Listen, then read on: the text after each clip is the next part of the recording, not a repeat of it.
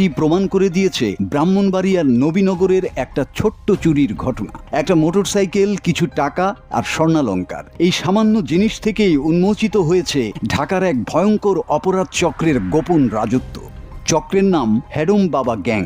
শুনতে অদ্ভুত লাগলেও এই গ্যাংয়ের হাতে আছে আধুনিক প্রযুক্তি, সোশ্যাল মিডিয়া, প্রেমের ফাঁদ আর নগরের ত্রাস হয়ে ওঠার আস্ত এক সাম্রাজ্য। ঘটনার শুরু ব্রাহ্মণবাড়িয়ার নবীনগর পৌরসভার পদ্মপাড়া এলাকায়। সেখানে একটি ভাড়া বাসায় থাকেন প্রবাসী শরীফ মিয়া। গত মঙ্গলবার রাত আনুমানিক 8টার দিকে দুর্ধর্ষ চুরি হয় তার বাসায়। একদল চোর তালা ভেঙে নিয়ে যায় 7 লাখ টাকা আর প্রায় 2 ভরি স্বর্ণালংকার। গোটা ঘটনাটি যদি থামতো এখানেই, তবে হয়তো এটি হতো একটি সাধারণ চুরির খবর। কিন্তু পালানোর তাড়াহুড়োয় তারা ফেলে যায় একটি মোটরসাইকেল, আর এই মোটরসাইকেলটি ঘিরেই শুরু হয় তদন্ত। নবীনগর থানার ওসি শাহিনুর ইসলাম এবং তার টিম তথ্য প্রযুক্তির সহায়তায় গ্রেফতার করে বাইকের মালিক